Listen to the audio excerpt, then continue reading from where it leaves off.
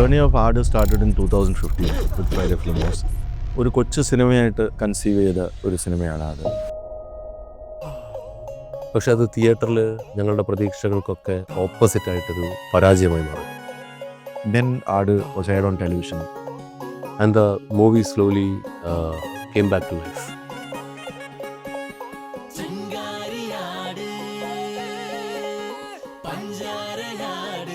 DVD sales started growing. Slowly social media caught up with Aadu and people started talking about the characters, they started talking the dialogues. അങ്ങനെ വന്നു കഴിഞ്ഞപ്പോഴാണ് ഇതിൻ്റെ ഒരു രണ്ടാം ഭാഗത്തെക്കുറിച്ച് ആലോചിച്ചത്.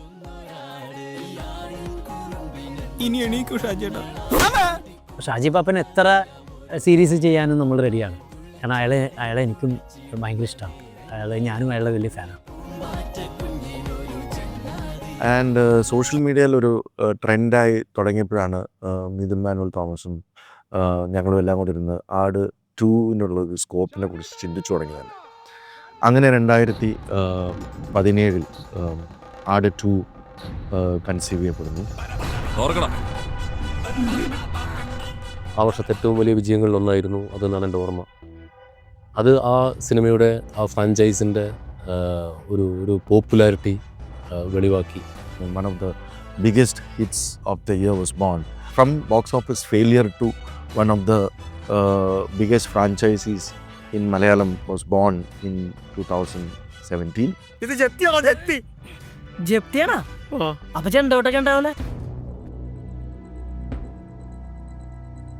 ആട് സിനിമാറ്റിക് യൂണിവേഴ്സ് എന്ന് തമാശയ്ക്ക് പറഞ്ഞു തുടങ്ങിയ ആ ഒരു കോൺസെപ്റ്റ് എടുത്തുകൊണ്ട് നമ്മൾ ആ ഒരു യൂണിവേഴ്സ് സ്റ്റാർട്ട് ചെയ്യുന്നതിനെ കുറിച്ച് ആലോചിക്കും. അപ്പം പുതിയൊരു ടൈം ലൈൻ കൂടി ആട് 3-ൽ സെറ്റാവുകയാണ്. ഞാൻ ഇതിനു മുമ്പ് ചെയ്തിട്ടുള്ള അതിനു മുമ്പ് ഞാൻ കണ്ടിട്ടുള്ള ഒരു സിനിമയുടെ രണ്ടാം ഭാഗം ഞാൻ കോസ്റ്റ്യൂം ചെയ്തു. അതിൻ്റെ തന്നെ മൂന്നാം ഭാഗം ചെയ്യുമ്പോൾ കുറച്ചും കൂടെ എനിക്ക് വളരെയധികം പെട്ടെന്ന് ചെയ്യാൻ പറ്റുന്ന ഒരു കോസ്റ്റ്യൂം ആയിരിക്കും എന്ന് വിചാരിച്ചാണ് ഞാൻ സ്ക്രിപ്റ്റ് വായിക്കാൻ വരുന്നത്. The scale started growing. We all didn't know where it's going to reach, and finally when the script was locked, I was really shocked. നമ്മളെ സംബന്ധിച്ച് നമ്മൾ ഇതുവരെ ചെയ്തുകൊണ്ടിരുന്ന ഒരു യൂഷ്വൽ സ്കെയിലിലെ സിനിമയല്ല, യൂഷ്വൽ ബഡ്ജറ്റിലെ സിനിമയല്ല. ഒരു ഫ്രാഞ്ചൈസി ഗ്രോ ചെയ്യുമ്പോൾ കോസ്റ്റ് കുറയുകയും റവന്യൂ കൂടുകയാണ് ചെയ്യുക. അപ്പം ഇതിനകത്ത് cost has become 10 times more. When I saw the visuals, it's like huge. You can see the production design, you can see the cinematography work, everything is like out of the world. Mithun എത്രത്തോളം വലുതായോ അതേപോലെ തന്നെയാണ് ആടിൻ്റെ വലിപ്പവും കൂടിക്കൊണ്ടിരിക്കുന്നത്. ഞാനത് എൻ്റെ അടുത്ത് പറഞ്ഞപ്പോൾ തന്നെ ഞാൻ ചോദിച്ചതാണ്, ഇത്രയും ബഡ്ജറ്റ് എങ്ങനെയാണ് ഈ സിനിമക്ക് വരുന്നതെന്ന് എനിക്കൊരു ക്വസ്റ്റൻ ഉണ്ടായിരുന്നു. പക്ഷേ ഞാനതിൻ്റെ സ്ക്രിപ്റ്റ് വായിച്ചു കഴിഞ്ഞപ്പോൾ ഞാനതിൽ അത് കൺവിൻസിങ് ആയിരുന്നു. ഞാൻ അതിനെ ജസ്റ്റിഫൈ ചെയ്യുന്ന രീതിയിലുള്ള സ്ക്രിപ്റ്റായിരുന്നു അത്. ഒരു 22ഓളം സെറ്റുകൾ നമുക്ക് പണിയാനുണ്ടായിരുന്നു. ചെറുതും വലുതുമായ 22ഓളം സെറ്റുകൾ. ഇപ്പോൾ ഒരു പാലസിനെ കുറിച്ച് സംസാരിക്കണമെങ്കിൽ പാലസിൽ തന്നെ പല സബ് സെറ്റുകളുണ്ട്. പാലസുണ്ട്, പാലസിൻ്റെ എക്സ്റ്റീരിയർ ഉണ്ട്, അതൊരു സ്ഥലത്തായിരിക്കാം, ഇൻറ്റീരിയർ വേറെ സ്ഥലത്തായിരിക്കാം. പാലസിൽ തന്നെ ആയുധപ്പുരയുണ്ട്, കളരിയുണ്ട്. അപ്പോൾ ഇതിൻ്റെ ഒരു ഫസാഡുണ്ട്, ഇതിൻ്റെ കോമ്പൗണ്ട് വാളുണ്ട്, കവാടമുണ്ട്. ഇങ്ങനെ വരുമ്പം ഒരു സെറ്റിൽ തന്നെ പല സബ് സെറ്റുകളുള്ള വലിയ സെറ്റുകളായിരുന്നു അടുത്തിൽ മൊത്തത്തിൽ നമ്മൾക്ക് വേണ്ടി വന്ന.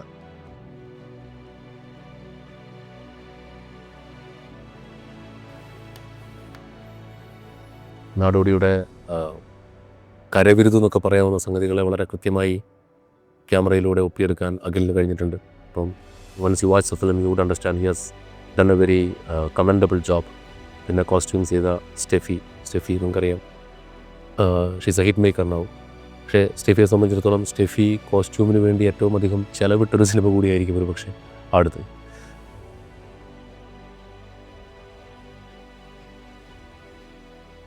കോസ്റ്റ്യൂമിൽ ഉപയോഗിച്ച മെറ്റീരിയലിൻ്റെ ഒരു വോള്യം, അതായത് നമ്മളൊരു കളർ പാലറ്റ് വെച്ച് വർക്ക് ചെയ്തപ്പം അതിൽ കളേഴ്സ് ഡൈ ചെയ്തെടുക്കുമായിരുന്നു.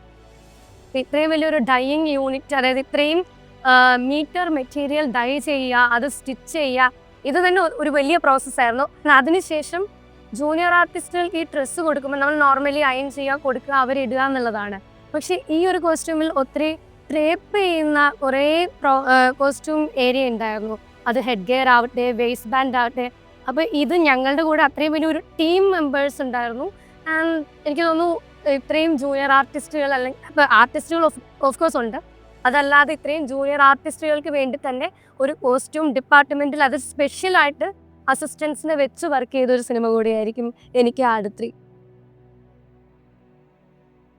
നമ്മുടെ ഇതിൻ്റെ മെയിൻ ക്യാരക്ടേഴ്സ്, അതായത് ഇപ്പം ആടിൽ ഫസ്റ്റും സെക്കൻഡിലുണ്ടായ പോലെ തന്നെ ആർട്ടിഫിഷ്യൽ ഇത് തോന്നാത്ത രീതിയിൽ ഉള്ള ഒരു രാജാവിൻ്റെ, ഒരു കാലഘട്ടത്തിലുള്ള രാജാവിൻ്റെ ലുക്കിലേക്ക് എത്തിക്കുക, അതൊരു മെയിൻ ഒരു ജോലിയാണ്. അതുപോലെ തന്നെയായിരുന്നു മറ്റു ക്യാരക്ടറിൻ്റെ ലുക്കുകളും.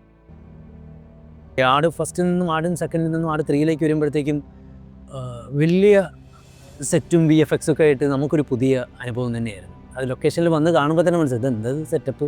കാരണം കൊട്ടാരമൊക്കെ ആ രീതിയിലാണ് നമ്മൾ സെറ്റ് ചെയ്തിട്ടുള്ളത്.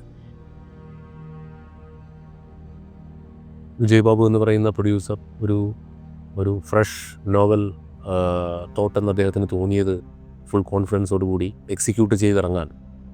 ഈ സിനിമയുടെ സ്കോപ്പ് വലുതാവുന്നതിനനുസരിച്ച് അദ്ദേഹം മറ്റൊരു പ്രൊഡ്യൂസറായ വേണു ചേട്ടനെ കൊണ്ടുവരികയും ഈ ചലഞ്ചിങ് ഷൂട്ട് അല്ലെങ്കിൽ ഈ പ്രൊജക്റ്റ് അവർ വളരെ ഈസി ആയിട്ട് അവർ എക്സിക്യൂട്ട് ചെയ്യുകയും ചെയ്തു. അവർ വളരെ ആസ്വദിച്ചാണ് അവരുടെ ജോലി ചെയ്തത്. അതുകൊണ്ട് തന്നെ വലിയ പ്രശ്നങ്ങളില്ലാതെ 10 മാസം മഴയുടെയും കാലാവസ്ഥയുടെയും ഒക്കെ ചലഞ്ചസ് ഒഴികെ പ്രശ്നങ്ങളില്ലാതെ ഈ ഷൂട്ട് നമ്മൾ അവസാനിച്ചപ്പോൾ അതിൻ്റെ റിലീസിലേക്ക് എത്തി നിൽക്കുന്നു.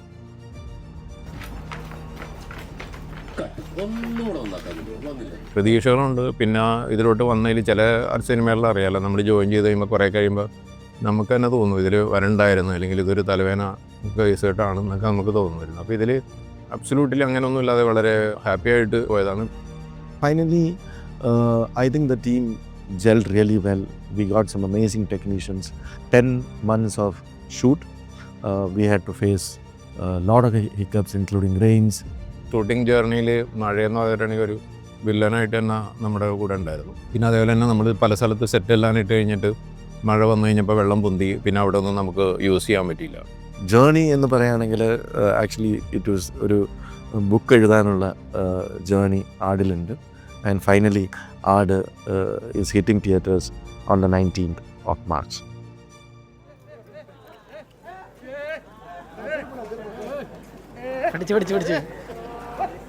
Kind of sounding which I should give for the film is like big, because the visual is big, the characters are big, everything is big, so the music also should be big. So kind of instruments, like I've used big horns, strings. Mostly all the themes has like a vocal nature, like so, like huge number of people singing, like a chorus kind of thing. That is a kind of approach which I have given for the film.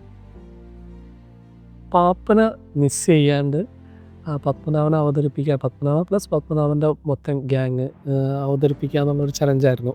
പിന്നെ ഇതൊരു ആ past present വരുന്ന switch ചെയ്യുന്ന areas, അതും importance ആയിരുന്നു.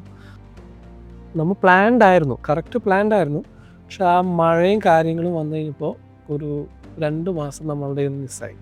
അപ്പോൾ post പ്രൊഡക്ഷൻ്റെ സമയമാണ് അതങ്ങനെ പോയത്. അപ്പോൾ അത് ബാലൻസ് ചെയ്യാൻ വേണ്ടി നമ്മൾ പാരലി എഡിറ്റ് തുടങ്ങിയിട്ട് ഈ VFX പാരലി തന്നെ വർക്ക് തുടങ്ങിയിരുന്നു.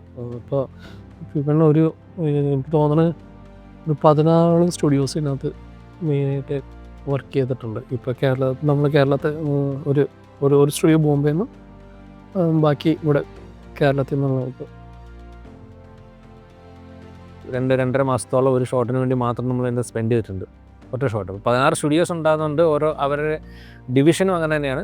ഇപ്പം ഒരു സ്റ്റുഡിയോയിൽ അവർക്ക് അവരുടെ കപ്പാസിറ്റി അനുസരിച്ചുള്ള, കാരണം ഓരോ സ്റ്റുഡിയോയ്ക്കും ഓരോ സർട്ടൺ സെറ്റ് ഓഫ് കപ്പാസിറ്റി ഉണ്ട്. ചില സ്റ്റുഡിയോസ് മസിൽസ് ചെയ്യാൻ ഇമ്പോർട്ടൻ്റ് ആണ്. അപ്പോൾ അവർ അങ്ങനെ മസിൽസ് ചെയ്യാൻ കപ്പാസിറ്റി ഉള്ള സ്റ്റുഡിയോയ്ക്ക് നമ്മൾ കുതിരകളുടെ മൾട്ടിപ്ലിക്കേഷൻ, കുതിരകളെ ഉണ്ടാക്കാനും അതിൻ്റെ ആനിമേഷൻസും കാര്യങ്ങളും എടുത്തു. കാരണം മസിൽസ് വെച്ചിട്ടുള്ള ആനിമേഷൻ വരുമ്പോൾ ഇത് മോർ റിയലിസ്റ്റിക്കാണ്. അപ്പോൾ അങ്ങനെയുള്ള സ്റ്റുഡിയോ നമ്മൾ ഐഡൻറ്റിഫൈ ചെയ്ത് മസിൽസ് സ്ട്രക്ചർ ചെയ്യാൻ കഴിവുള്ള അവർ കൊടുത്തു. സെറ്റ് എക്സ്റ്റൻഷൻസ് ചെയ്യാൻ പറ്റുന്ന കപ്പാസിറ്റി ഉള്ള സ്റ്റുഡിയോസിന് അവർക്കത് കൊടുത്തു. ക്ലീനപ്പുകൾ മാത്രം ചെയ്യുമ്പോൾ കൊച്ചു കൊച്ചു സ്റ്റുഡിയോസിന് ഉൾപ്പെടെ നമ്മൾ ഇഷ്ടംപോലെ ക്ലീനപ്പ് ഉണ്ടായിരുന്ന അവർക്ക് കൊടുത്തു. പിന്നെ അതല്ലാണ്ട് എല്ലാ വിധത്തിലുള്ള സിമുലേഷൻസും നമ്മൾ ഇതിനുണ്ട്. വാട്ടർ, ഫയർ, സ്മോക്ക്, ഡസ്റ്റ് എന്ന് വേണ്ട every type of simulations that we are using. ഇങ്ങനെ ഒരു പാക്കേജിങ്ങിൽ ഡിഫറെൻ്റ് ആയിട്ട് എന്ത് എന്തുകൊണ്ട് ആടിനെ അവതരിപ്പിക്കുന്നു എന്ന് ചോദിച്ചാൽ എനിക്ക് തന്നെ കാണാൻ കൗതുകമുള്ളൊരു സിനിമ ചെയ്യുക എന്നുള്ളതായിരുന്നു ആഗ്രഹം. കാരണം നമ്മൾ ആട് വണ്ണെടുത്താൽ, ഞാൻ ഇതിനു മുമ്പും പറഞ്ഞിട്ടുണ്ട്, അത് ഒരു പെട്ടിയിലടച്ച നീലക്കോട് വേലിക്ക് പിന്നാലെ ഒരു കൂട്ടം മണ്ടന്മാരുടെ ഓട്ടം. ആട് 2 എടുത്താൽ ഒരു പെട്ടിയിലിട്ടടച്ച കമ്പട്ടത്തിൻ്റെ പിന്നാലെ ഒരു സംഘം മണ്ടന്മാരുടെ ഓട്ടം. ആട് 3ലേക്ക് വരുമ്പോഴും നമ്മൾ ആ ബേസിക് കോൺസെപ്റ്റ് തന്നെ നിലനിർത്തുകയാണ്. ഒരു പെട്ടിയിലിട്ടടച്ച എന്തിൻ്റെയോ പിന്നാലെ ഒരു സംഘം മണ്ടന്മാർ ഓടുന്നു, 2 ടൈം ലൈനുകൾ എന്ന് വേണമെങ്കിൽ നിങ്ങൾക്ക് വിശേഷിപ്പിക്കാം.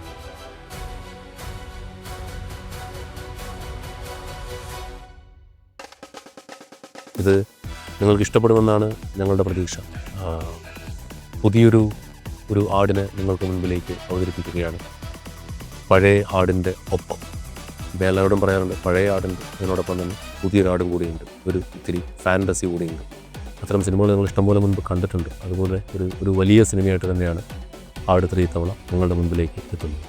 നിങ്ങൾക്ക് ഇഷ്ടപ്പെടുമെന്നാണ് ഞങ്ങൾ എല്ലാവരും പ്രതീക്ഷിക്കുന്നത്.